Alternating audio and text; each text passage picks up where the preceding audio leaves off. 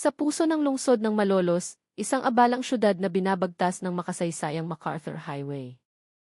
Isang tuyong balon na nakalimutan sa lailayan ng lungsod, isang bangkay na basta na lamang tinambakan ng lupa, at isang nakamamatay na lihim na nakabaon sa likod ng matatamis ng ngiti ni Bea Dizon. Isang sikat na influencer na may daan-daang libong followers.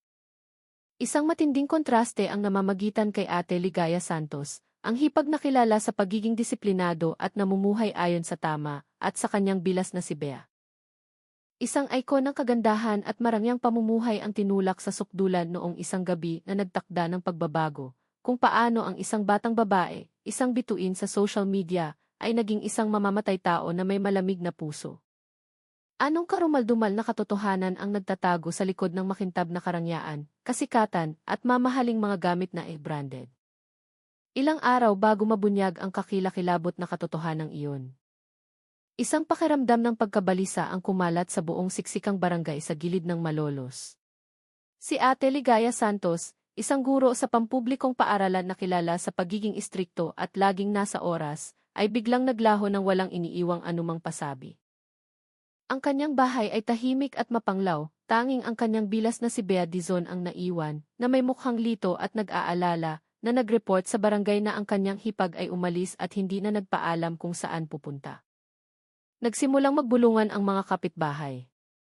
Ang tsismis ay kumalat ng mas mabilis pa kaysa sa harurot ng mga jeep at bus sa highway.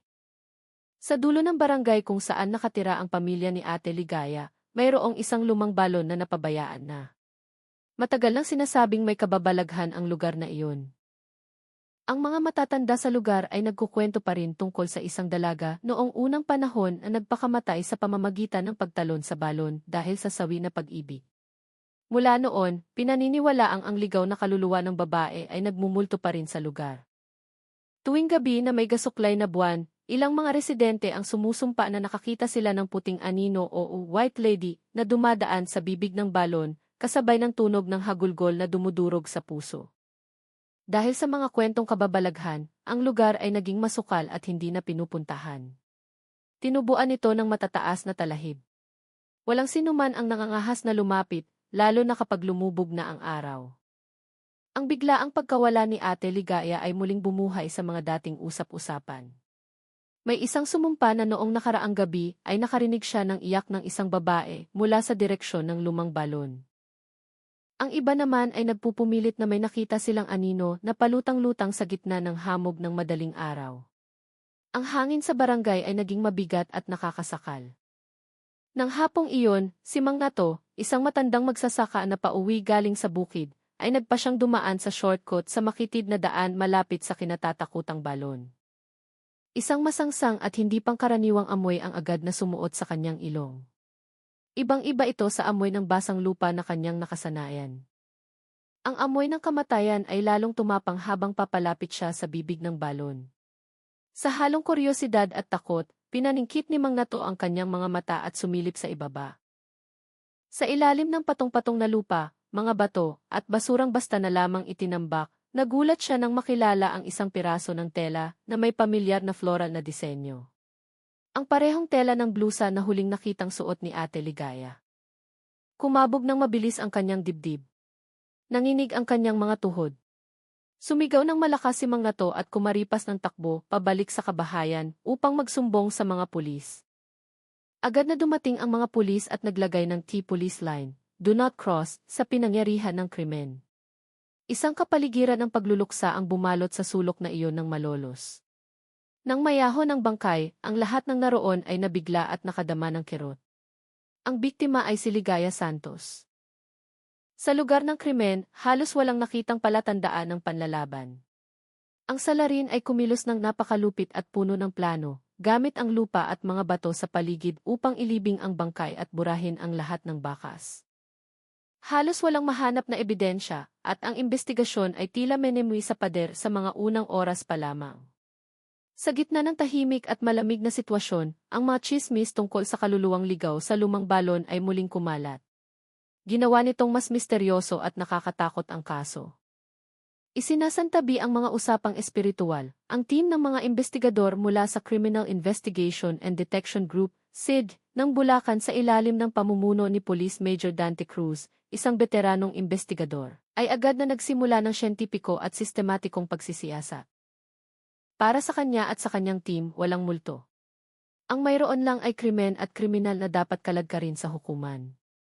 Matapos ang proseso ng otopsya, nakumpirma ang pagkakakilanlan ng biktima bilang si Ligaya Santos, 31 taong gulang, isang guro.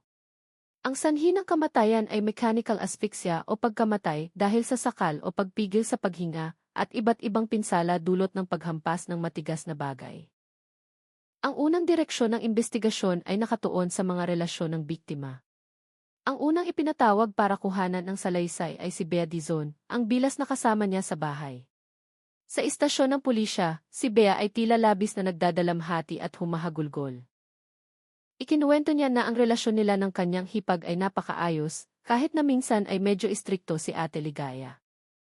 Ayon kay Bea, noong gabi na nawala si Ate Ligaya, sabay pa silang naghapunan gaya ng nakagawian. Pagkatapos noon, nakatanggap daw si Ate Ligaya ng isang tawag sa telepono at nagmamadaling umalis, sinasabing may personal na asikasuhin.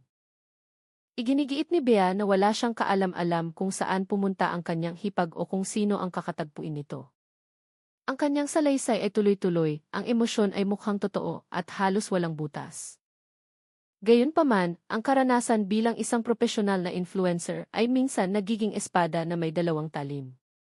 Napansin ni Major Cruz na kahit umiiyak ng malakas, sa isang saglit na sandali, ang mga mata ni Bea ay nagpapakita ng malamig na katahimikan.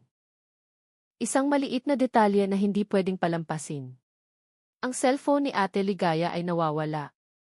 Sa panahon ng digital, ang cellphone ay ang black box na nagtatago ng lahat ng sikreto ng isang tao. Isang team ng digital forensics ang agad na pinakilos. Gamit ang mga espesyal na teknik, hindi sila nagtagal upang matunton ang huling lokasyon at ma-recover ang data mula sa cloud account ng biktima. At dito lumabas ang pinakamahalagang susi. Sa loob ng folder ng mga mensahe, natuklasan ng mga investigador ang isang maikli, ngunit maigting na palitan ng chat sa pagitan ni Ate Ligaya at Bea na nangyari noong hapon ng araw na iyon. Nagpadala ng mensahe si Ligaya bandang 5:30 ng hapon. Hindi na ako pwedeng manahimik tungkol sa relasyon niyo ng lalaking iyan. Mamayang gabi, tagpuin mo ako sa bakanting lot sa likod. Kailangan nating mag-usap at tapusin ito. Sumagot si Bea bandang 5:32, sige ate. Ang mensaheng ito ay matibay na ebidensya na ganap na sumasalungat sa salaysay ni Bea. Hindi lang niya alam kung saan pumunta ang kanyang hipag, kundi siya rin ang taong katagpo nito. Mula sa isang nagdadalamhating kapamilya, si Bea Dizon ay biglang naging pangunahing suspect. Ang investigasyon ay nagbukas ng isang pinto na tila nakasara ng mahigpit. Hawak ang ebidensya ng mga mensahe, hindi nagpadalos-dalos si Major Cruz at ang kanyang team. Naiintindihan nila na upang mapapaamin ang isang taong may kakayahan sa pag-arte at kahinahunan tulad ni Bea, kailangan ng serye ng matitibay na ebidensya na hindi maitatanggi. Lumipat ang investigasyon sa isang bagong yugto na mas masusi at komprehensibo. Nakatuon ito sa rekonstruksyon ng lahat ng galaw ni Bea, bago at pagkatapos ng oras ng krimen. Agad na inilabas ang utos na suriin ang mga footage sa buong lugar. Kahit nasa gilid ng lungsod, maraming bahay at tindahan ang nagkabit ng mga kamera para sa seguridad.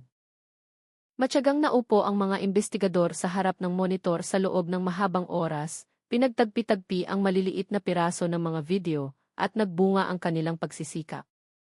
Isang kamera mula sa isang sari-sari store sa malapit, kahit medyo malabo ang kuha at mula sa malayong anggulo, ay nahagip ang isang imahe bandang 7:55 ng gabi ng pagpatay. Dalawang figura, isang matangkad at isang mas maliit, ang naglalakad patungo sa bakanting lote. Ang pangangatawa ng mas matangkad ay tugma sa deskripsyon ni Ate Ligaya. Makalipas ang halos isang oras, tanging ang mas maliit na figura na lamang ang nakitang bumalik. Kasabay nito, inatasan ang isa pang intelligence team na hukayin ng mas malalim ang pribadong buhay ni Bea Dizon. Ang kanyang social media account na laging puno ng mga larawan ng marangyang pamumuhay at matataong live selling ay nagtatago pala ng madilim na sikreto.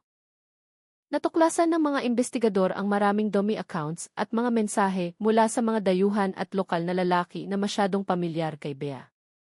Sa pamamagitan ng teknik sa investigasyon, mabilis na nabunyag ang pagkakakilanlan ng mga taong ito.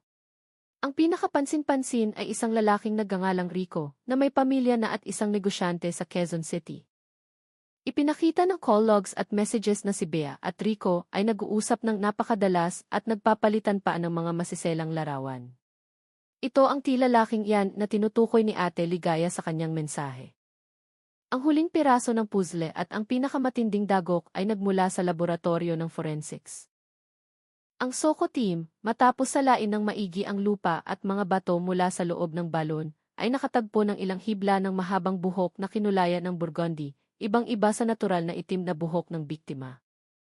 Mas mahalaga pa rito, sa ilalim ng mga kuko ni Ate Ligaya, natagpuan ng mga eksperto ang kaunting piraso ng balat at hibla ng telang synthetic. Ang uri ng tela na karaniwang ginagamit sa mga murang damit na ibinibenta ni Bea sa kanyang live selling. Ang sample ng FFA mula sa balat at buhok ay ipinadala para suriin. Bumalik ang resulta sa loob lamang ng 24 oras, lahat ay tugma sa esehi ni Bea Dizon. Ang lahat ng ebidensya, mula sa text messages, CCTV footage, hindi direktang testimonya tungkol sa pakikiapid, hanggang sa resulta ng forensics, ay bumuo ng isang bakal na rehas na walang lusutan. Dumating na ang oras.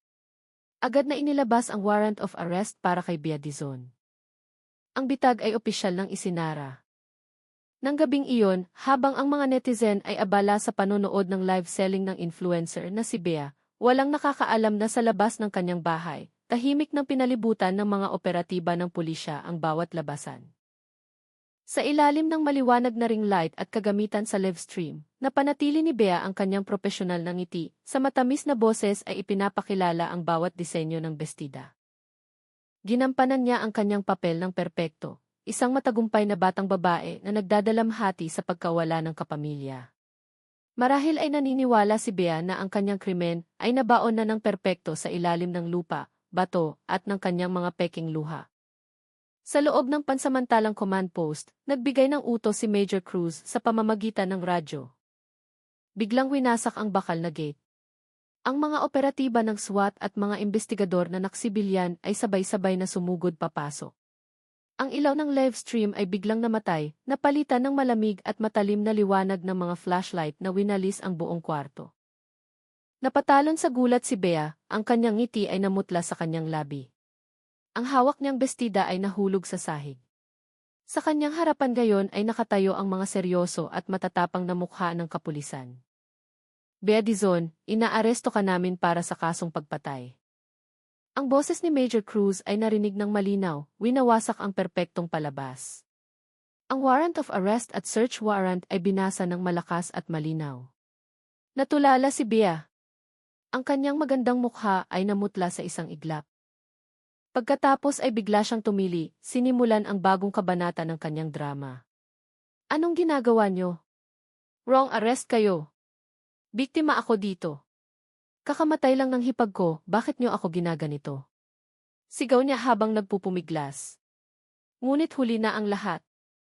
Hindi na nagsalita pa ang mga investigador at mahinahong ginampanan ang kanilang tungkulin. Isang babaeng pulis ang mabilis na lumapit at pinusasan ang mga kamay ni Bea gamit ang malamig na bakal. Ang tunog ng i-click mula sa metal ay narinig ng tuyo, hudyat ng pagtatapos ng kanyang kalayaan at ng dramang puno ng kasinungalingan na kanyang nilikha. Sa gitna ng paghahalughog, nahanap ng pulisya ang cellphone ni Ate Ligaya na nakatago ng maayos sa ilalim ng aparador, kasama ang set ng damit na suot ni Bea noong gabi ng pagpatay na mayroon pang mga bakas ng lupang hindi natanggal. Sa harap ng mga hindi maitatangging ebidensya at matatag na tindig ng mga otoridad, ang paglaban ni Bea ay unti-unting humina. Ang matinding takot ay malinaw na nakikita sa kanyang mga mata. Siya ay dinala sa patrol car sa gitna ng naguguluhang tingi ng mga kapitbahay at ng mga viewers ng kanyang live stream na hindi pa rin naiintindihan ang kaganapan. Tapos na ang palabas. Ang pagpapanggap ng sikat na influencer ay nagwakas sa isang hubad at malupit na katotohanan. Sa interrogation room ng Malolos Police Station, hinarap siya sa mga ebidensyang kasing talim ng patalim na inilatag ng mga investigador. Mula sa palitan ng mensahe, thesis, hanggang sa test. Hindi na makatanggi si Bea Dizon. Bumigay ang kanyang depensa. Yumuko siya at humagulgol. Ngunit ang mga luha sa pagkakataong ito ay hindi na peke, kundi luha ng takot at pagsisisi na huli na. Ang karumaldumal na pag-amin ng salarin ay nagsimulang mabunyag. Tugmang-tugma ito sa nireconstruct ng team ng investigasyon. Ang motibo ng pagpatay ay nag-ugat sa lihis na pamumuhay na pilit itinatago ni Bea. Sa likod ng imahe ng isang matagumpay na influencer, mayroon siyang magulong pribadong buhay na puno ng bawal na relasyon upang tustusan ang kanyang materyal at emosyonal na pangangailangan, habang ang kanyang asawa ay nagpapakahirap magtrabaho bilang VP sa ibang bansa. Si Ate Ligaya, bilang isang gurong may prinsipyo at laging pinahahalagahan ang dangal ng pamilya, ay paulit-ulit na siyang nahuli at pinayuhan, ngunit walang nangyari. Sa huling pagkakataon, nang malaman nitong nakikiapid ang kanyang bilas kay Rico, isang lalaking may asawa, ang pasensya ni Ate Ligaya ay umabot na sa hangganan. Hindi niya mapapayagang lokohin ang kanyang kapatid na lalaki at sirain ang pangalan ng kanilang pamilya. Sa nakamamatay na pag-uusap malapit sa lumang balon, mariing sinabi ni Ate Ligaya na sasabihin niya ang buong katotohanan sa asawa ni Bea at sa pamilya ng magkabilang panig. Para kay Bea, iyon ay isang dagok na tatapos sa kanya. Takot siyang mawala ang lahat. Masisira ang kanyang pamilya, hihiwalayan ng asawa, mawawasak ang kanyang karir, napaangat pa lamang, at higit sa lahat, matatanggal ang kanyang maskara sa harap ng daan-daang libong tagahanga. Ang kanyang pagmamakaawa ay hindi pinakinggan. Sa rurok ng kawalan ng pag-asa at pagkamakasarili, nang tumalikod si Ate Ligaya para umalis, nagdilim ang paningin ni Bea. Gamit ang buong lakas, bigla niyang itinulak ang hipag ng malakas mula sa likuran. Nawala ng balanse si Ate Ligaya at nahulog ng una ang ulo sa tuyong balon. Hindi pa siya tumigil doon, upang siguraduhing hindi na mabubuhay ang hipag at upang pagtakpan ang krimen. Malamig na ginamit ni Bea ang mga bato, lupa, at buhangin sa paligid upang tambakan ang katawan ng biktima. Matapos isagawa ang krimen, mahinahon siyang bumalik sa bahay, nilinis ang lahat ng bakas, itinago ang cellphone ng biktima, at nagsimulang umarte bilang inosenteng bilas na nag-aalala sa nawawalang hipag. Ang kaso ay dininig ng bukas sa Regional Trial Court ng Malolos. Dahil sa kanyang gawang karumaldumal, planado, at walang kakayahang itama, hinarap ni Bea Dizon ang hustisya. Base sa matitibay na ebidensya at sa kanyang pag-amin, hinatulan ng hukom ang akusado ng pinakamataas na parusa ayon sa batas, reclusion perpetua para sa kasong murder. Nakamit ang hustisya. Ang hatol ay nararapat na parusa para sa salarin. Ngunit ang sugat na iniwan nito sa parehong pamilya ay hindi na kailanman maghihilom. Ang kaso ay sarado na. Ngunit ang ugong nito ay patuloy pa ring umaalingganggaw sa masikip na mga eskinita ng Malolos at sa mundo ng social media. Ito ay hindi lamang kwento tungkol sa isang pagpatay, kundi isang mapait na paalala tungkol sa pagkabulok ng moralidad na nagtatago sa likod ng glamorosong panlabas na anyo. Ito ay sirena ng babala tungkol sa mga likong relasyon at mga huwad na pagpapahalaga sa social media na kayang sirain ang pagkatao ng isang nilalang. Ang katotohanan ay laging may kapalit, at ang pananahimik sa harap ng mali at kasamaan ay minsan hindi pagpaparaya, kundi binhi ng mas malaking trahedya. Huwag kailanman hayaang magtago ang kasinungalingan. Dahil ang liwanag ng katarungan at katotohanan, sa huli, ay laging hahanap ng paraan upang suminag. Ang lumang balon sa gilid ng Malolos, matapos linisin at sarhan, ay hindi na pinag-uusapan dahil sa takot sa multo. Sa halip, ito ay naging tahimik na paalala ng isang trahedya ng pamilya kung saan ang katotohanan ay ibinaon ng pagkamakasarili at natagpuan